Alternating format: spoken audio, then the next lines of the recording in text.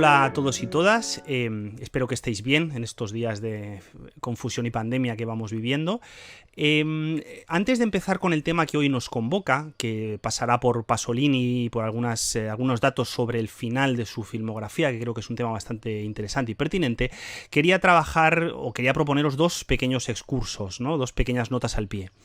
Un poco al hilo de un dato absolutamente irrisorio, pero que me exige a mí mismo hacer un agradecimiento público porque, como ya habrán visto, nuestro canal ha pasado esta semana de los 6.000 seguidores, que es una cifra absolutamente desmesurada para lo que un señor que suelta chapas sobre Pasolini puede esperar de la vida. Entonces, por mi parte, nada menos que hacer un agradecimiento público y, en paralelo, pues proponer dos cositas como celebración, digamos, o gesto de agradecimiento que creo que pueden ser interesantes o que por lo menos yo tenía ciertas ganas de hacer en este canal.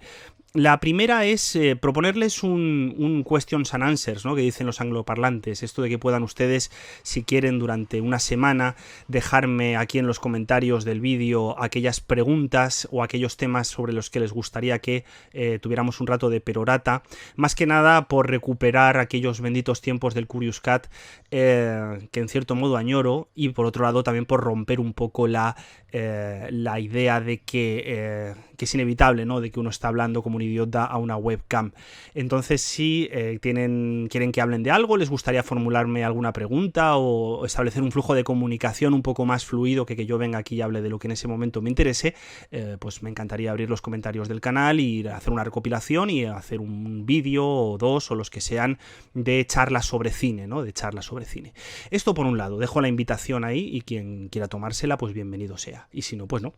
Y luego, por otro lado, me apetecía abrir un pequeño espacio dentro del canal para poder hablar un poco, digamos, de manera más precisa y con más profundidad de momentos concretos de la historia del cine, de autores concretos o de rasgos, digamos, que requieren una cierta especialización, porque ya saben que yo generalmente intento ser lo más divulgativo posible en el canal, porque entiendo que su lógica es una lógica formativa y que la gente que viene aquí es porque quiere aprender un poquito más de cine o porque le apetece, digamos, recibir algo que no se puede encontrar con facilidad en otros manuales, y me apetecía abrir un pequeño espacio dedicado a lo que podríamos llamar las historias del cine, ¿no?, siguiendo un poquito la estela inevitable de Godard. Es decir, poder tomarnos, que es lo que vamos a hacer hoy, el tiempo y el espacio para hablar de datos muy concretos que puedan servir quizá para aclarar dudas o para llamar la curiosidad o para poner el foco no tanto sobre la historia del cine con mayúsculas, los movimientos, los años, las décadas, los grandes autores, que esto ya está,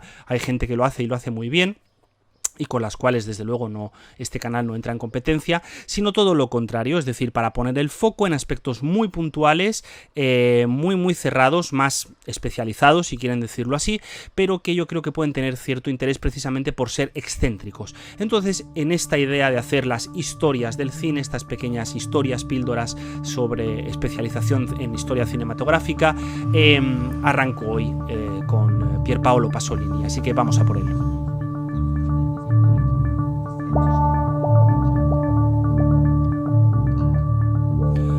Bueno, ¿y por qué Pasolini, no? ¿Qué es lo que queremos sacar o construir o pensar al hilo de Pasolini? Quizá habría que comenzar diciendo que Pasolini es uno de esos directores donde lo más interesante no es únicamente el hacer un análisis de una de sus películas, aunque hay maravillosos análisis monográficos, sino el gesto del movimiento, ¿no? El ver cómo pasa de un título a otro, qué búsqueda, qué decisión, qué tipo de movimiento cinematográfico va proponiendo de una película a otra, ¿no? La carrera de Pasolini es una carrera, a mi juicio, que gana mucho o que resulta mucho más fascinante cuando se la entiende en un sentido más, digamos, deleuziano, ¿no?, como un movimiento, como un cambio, como una especie de búsqueda que va fluyendo de una película a otra y que termina, por supuesto, en una de las películas de las que hoy vamos a hablar con más, digamos, profundidad, que es Saló, ¿no? Saló, las 120 jornadas de Sodoma. Entonces, claro, cuando uno se enfrenta a la obra de Pasolini, para empezar por aquí, digamos que es una obra muy compleja, con hiperpoliédrica, con muchas aristas, pero que dentro de ese movimiento plantea muchas dudas, muchas preguntas, nos permite llegar muy lejos sobre cómo funciona el cine. Esto es en parte porque el propio Pasolini era literato, era poeta, era lingüista, y ese pulso con el propio lenguaje, con sus novelas, con sus ensayos, con su relación con la literatura, está en cada película. Es una cosa que es absolutamente impresionante ver cómo hay una lucha con el lenguaje cinematográfico que tiene que ver con el propio uso del lenguaje literario, ¿no? Y eso es o poético, y eso es una cosa maravillosa y tiene unos textos extraordinarios. En cualquier caso, hoy nos vamos a centrar solamente, como digo, en una pequeña parcela, que es una pregunta que parece muy sencilla, ¿no? Es una pregunta que podría formularse de manera muy bestia como ¿por qué Saló? ¿No? ¿Cómo llega Pasolini a Saló? Y creo que es una pregunta pertinente, ahora la vamos a dar una vuelta. Creo que es una pregunta pertinente primero porque Saló es una de las experiencias límites, no solamente del séptimo arte, del arte en general, sino también una experiencia límite para cualquier analista o cualquier cinéfilo, ¿no? Saló es una película que en general yo creo se ha pensado bastante mal porque es muy difícil de pensar. Es una película extrema, visualmente, narrativamente, formalmente. Es una película un poco, permitidme que le ponga unas comillas, asustaviejas, ¿no? Forma parte como de esta especie de colección de títulos más o menos malditos que todo cinéfilo conocedor en algún momento de adolescencia, digamos, más o menos marcada tiene que defender o tiene que poner encima de la mesa como huella de autenticidad, ¿no? Yo he visto Saló, he contemplado Saló, junto a, yo qué sé, La Naranja Mecánica, Sweet Movie y miles de películas en esta dirección. Pero Saló, esto ya, digamos que va a ser un vídeo muy personal, con ideas muy personales. Saló encuentra esa potencia expresiva no tanto en la escatología o en la violencia explícita de sus imágenes, que es algo que después de todo hoy en día uno puede encontrar rastreando en internet sin demasiado esfuerzo, sino en la manera en la que esas imágenes escatológicas y violentas forman parte de un complejísimo proceso filosófico. Es decir, lo doloroso, lo hiriente, lo complejo de Saló no es la violencia de la imagen, sino la manera en la que esa imagen significa o se posiciona ante el mundo en el cual es generada. Y aquí tenemos el primer problema. El segundo problema tiene que ver con una pregunta muy personal que ha guiado muchos años de mi pensamiento y para la cual sigo sin tener respuesta y me moriré sin tener respuesta, que es ¿cómo es posible que un señor que ha rodado películas absolutamente luminosas, con un proyecto, luminosas quiero decir, con un proyecto humanista sólido, empáticas, profundamente comprometidas con la idea del otro, ¿no? Películas como Acatone, películas como Mamá Roma, películas como la propia trilogía de la vida, ¿no? O sea, Pajaritos y pajarracos, bueno, y por supuesto el Evangelio, según San Mateo. Como un señor que rueda todas estas películas, en un momento dado, da un volantazo absoluto a su pensamiento, a su uso de cámara, al funcionamiento mismo del cine y decide rodar Saló y decide conjurar las imágenes de Saló delante de la cámara. Es una pregunta absolutamente fabulosa y fascinante porque para algunos autores esto podría ser entendido como una especie de vía muerta. Pasolini sabe que llega a una vía muerta, sabe que sus imágenes no pueden avanzar más, y decide encarar el problema de Saló. Avanzar más, quiero decir, en una lógica humanista o relacionada con una visión positiva de los cuerpos y tal. Pero el por qué, el cómo tiene lugar ese proceso sigue siendo un absoluto misterio. Ahora bien, dentro de esta lógica, ¿no? Dentro de esta idea que tiene que ver con la propia con el propio funcionamiento de las imágenes, es decir, tiene que ver con la responsabilidad ética de coger una cámara, con el gesto de coger una cámara para rodar, por ejemplo, el final de Mamá Roma, que es escalofriante, es hermosísimo, y es un aullido empático, casi religioso hacia el otro, y de pronto pegar un corte e irnos a esa especie como de orgía final descabellada de Saló, donde lo único que hay son cuerpos lacerados, mutilados y en un proceso de horror constante, ¿no? ¿Qué pasa ahí? ¿Cómo pensamos esto? Bueno, una posible aproximación, que es la que me he topado yo hace poco, está en un libro absolutamente maravilloso que yo no había leído y que ha sido un poco el que me ha, digamos, disparado toda esta idea para empezar a pensar, que son las cartas luteranas. Las cartas luteranas es un conjunto de ensayos, algún poema, algún artículo de prensa que Pasolini escribe justo en el final de su vida, cuando se supone que está en pleno proceso creativo de Salò. Como ya saben, Pasolini es un director que murió en condiciones trágicas, justo mientras terminaba, si yo no me equivoco, el montaje de Salò, pero que es casi seguro, si no me falla a mí la memoria, que no llegó a verla estrenada, ¿no? Y en estas cartas luteranas hay varios artículos que son fundamentales para entender lo que ocurre en Salò. El primero, o la primera idea, es una autoconciencia que Pasolini pone página tras página sobre su dificultad para pensar la juventud en 1975. Estamos hablando de 1975. Y Pasolini, digamos, maneja una tensión en estas cartas luteranas. Por un lado, tiene uno de los escritos más hermosos suyos que yo he leído, que es Gennariello.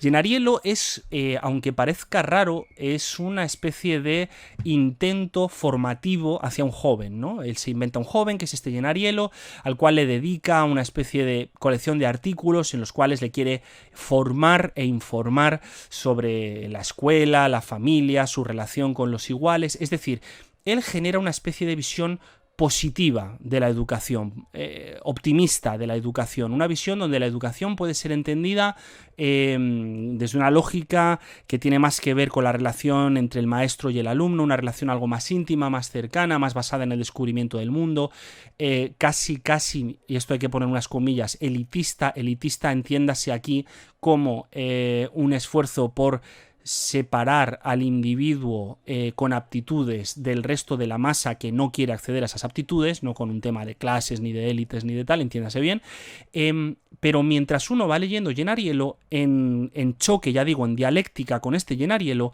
Pasolini tiene textos durísimos, absolutamente duros, contra la sociedad, juventud, concretamente, contra la juventud de su tiempo. Lo primero que me hace gracia cuando leo las cartas luteranas es pensar que esto, en pleno momento del OK Boomer en el que nos encontramos, ¿no? Cuando uno parece que ya tiene una cierta edad y se permite el lujo de intentar sermonear a los que tienen menos edad que él, esto está súper mal visto, donde ya una generación que no somos exactamente millennials estamos ya un poco como en el famoso meme de los Simpson, gritándole a la nube, ¿no? Y Pasolini lo que hace es asumir una posición absolutamente, como es propio de su carácter, donde todo le importa un bledo, y él dice, no, la juventud está hecha un desastre, no tienen ni idea de hacia dónde van, no se puede salvar nada, la culpa en parte es de ellos, en parte es de sus padres, en parte es del marco social italiano en el que han crecido. Estamos hablando de 1975, pero en algún momento incluso llega a decir alguna barbaridad quiero decir no porque sea un exabrupto, mejor dicho, ¿no? Como que el proceso de destrucción que una cierta sociedad de consumo posterior a la Segunda Guerra Mundial ha hecho con la juventud es comparable explícitamente con los campos de exterminio. Esto lo dice en una reflexión, algo parecido, en una reflexión al hilo de Acatone, de un pase de Acatone por la televisión. Claro, aquí Pasolini está enfrentándose directamente con la materia trágica de Salò, quiero decir, con esos jóvenes que en Salò van a ser literalmente eviscerados delante de la cámara, torturados, masacrados, ¿no?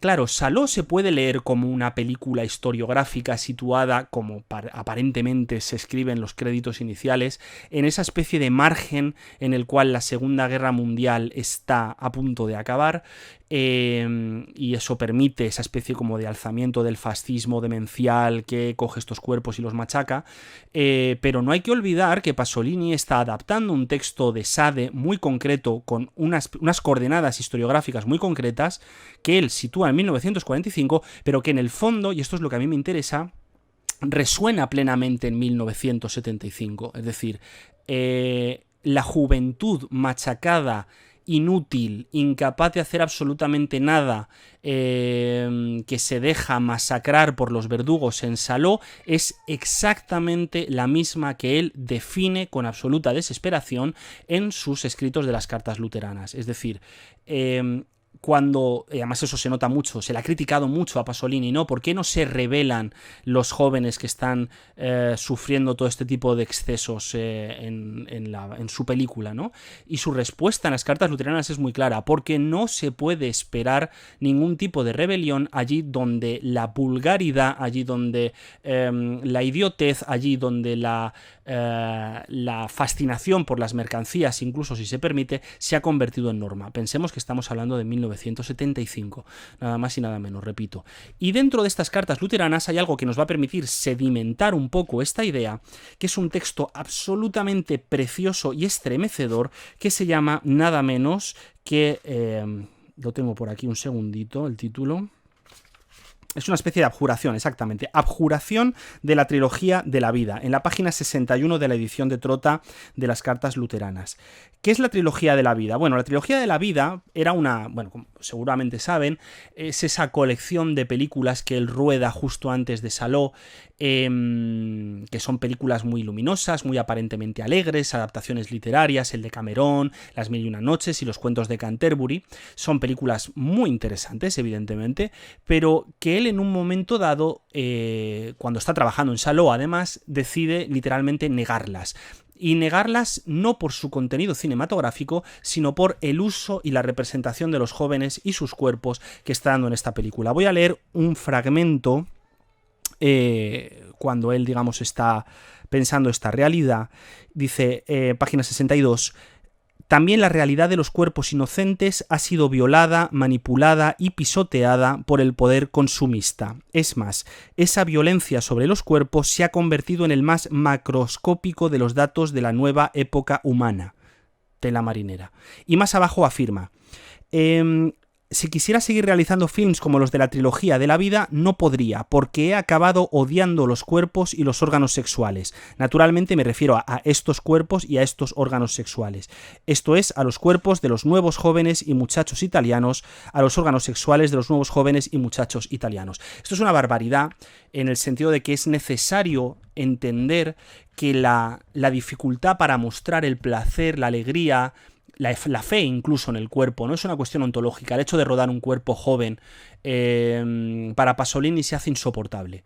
Y se hace insoportable porque de pronto no puede, no consigue, o al menos esto es lo que yo he entendido de sus escritos, desgajar con facilidad lo que sería la mostración de esa especie de juventud vinculada con un estatus social donde la clase media parece que ha fagocitado todo, donde no hay ningún tipo de lógica dentro de las clases bajas, de las clases altas por supuesto ni menciona prácticamente nada, y en esa especie como de mare magnum, su reacción explícita es lanzarse y grabar unas imágenes en contra de esta idea. Me gusta mucho cómo cierra esta pequeña abjuración, porque él dice... maniobro, es que es impresionante. Esto está escrito 15 de junio de 1975. Maniobro para reordenar mi vida. Estoy olvidando cómo eran antes las cosas. Los amados rostros de ayer empiezan a amarillear. Y luego termina diciendo: ante mí, implacable sin alternativas, el presente. Y readapto mi compromiso para una mayor inteligibilidad. Y, entre paréntesis, se pregunta, ¿Saló? Luego, siguiendo la pregunta que Pasolini deja en el aire, Saló se debe leer explícitamente como la readaptación de un compromiso para una mayor inteligibilidad. Esto tiene su miga. Si cierro el libro, quiero pasar a otro libro que he estado leyendo también estos días al hilo de Pasolini. Es un libro extraordinario que se llama Los apuntes como forma poética. Este está editado en Shangri-La, lo escribe Fernando González García, que es un señor que probablemente sea, no sé si decir la máxima autoridad en los estudios pasolinianos en España, pero una de las máximas autoridades. Tiene unos libros absolutamente brutales sobre Pasolini y unos artículos, los recomiendo encarecidísimamente porque es fabuloso. Y en este pequeño libro sobre los apuntes, que es una delicia, en un momento dado cita unas reflexiones precisamente al hilo del rodaje de Saló, ¿no? Y Pasolini comenta... literalmente dice que una película es para él una fulguración formal. Y que esto es algo que él ha, digamos, mantenido desde el principio de su carrera. Una fulguración formal. ¿Esto qué quiere decir? Que literalmente un estallido de la forma, un desvelamiento de la forma, un posicionamiento de la forma, digamos, que transparente un momento vital, una búsqueda, un posicionamiento ante la vida, ¿no? Los Apunti, esto es algo que Fernando González no termina de cerrar porque es mucho más sensato que yo, esto hay que reconocérselo. Fernando González apunta en diferentes momentos a esa especie como de, no voy a decir fracaso, pero de film no realizado que iba a ser el tercer gran apunte, después del apunte de un viaje a la India y la Orestiada africana, esa especie de apuntes para un poema sobre el tercer mundo, ¿no? Y que a Pasolini se le marchita entre los dedos, se le filtra entre los dedos. ¿Por qué? Porque la fulguración formal, siguiendo su propio palabra, la fulguración formal cinematográfica que él había desvelado ya en los Apunti, en los dos Apunti anteriores, en la India y en la Orestiada, que son dos películas absolutamente maravillosas y de las que ojalá tuviera yo tiempo para hablar porque son magníficas, pero por otro lado sé que no mejoraría el análisis que plantea Fernando González en este libro.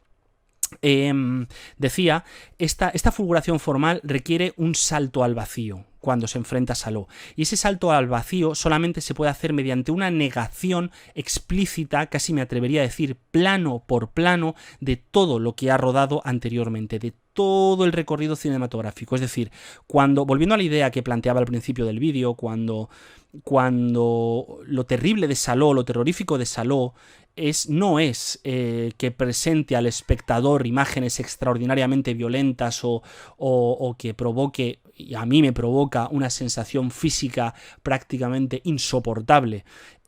Lo terrible de Saló es lo que hace con todo el resto de la carrera de Pasolini. Es decir, cómo de pronto se puede interpretar la película, y eso creo que está escrito formalmente en el montaje, en los planos, en la manera del uso de cámara, incluso en la música de Morricone, ¿no? En muchos momentos, como un tirar del freno de mano y una especie de giro de 180 grados radical sobre el proyecto total de su cine. Es decir, repito, si nos vamos a Catone, si nos vamos a Mamá Roma, si nos vamos a esas películas donde precisamente Pasolini apuesta por una belleza salvaje de una juventud romana, suburbial, lumpen, como muy bien él dice, una juventud en la que nadie había creído porque nadie quería rodar nada sobre su manera de hablar, su uso del lenguaje, del cuerpo, su libertad, su violencia, sus contradicciones. Si en ese cine inicial hay una apuesta que luego él va moviendo progresivamente hacia el mundo del mito, no solamente en Edipo Rey, sino sobre todo, a mi juicio, en los dos Apunti, es decir, cuando él coge la cámara y se marcha de Italia para buscar esos cuerpos en los que confiar, a los que retratar, por ejemplo, ese momento maravilloso en Orestiada, ¿no? Cuando aparece el supuesto Orestes en contrapicado, que es un plano absolutamente extraordinario y una creencia en el cuerpo brutal. De pronto llega un momento, cuando llega Saló, donde eso se agota. Y ese agotarse de la lógica pasoliniana es realmente lo más terrorífico. Es decir, ese momento en el cual él necesita reescribir, gira, vira, mira hacia atrás y con esta especie de amargura absoluta con la que escribe las cartas luteranas, transforma esa intuición contra la juventud de su tiempo y contra sí mismo, por supuesto, como agente incapaz de modificar en absoluto en lo social esa situación en la Italia del momento, y prende fuego a todo, y sobre todo prende fuego a su escritura cinematográfica.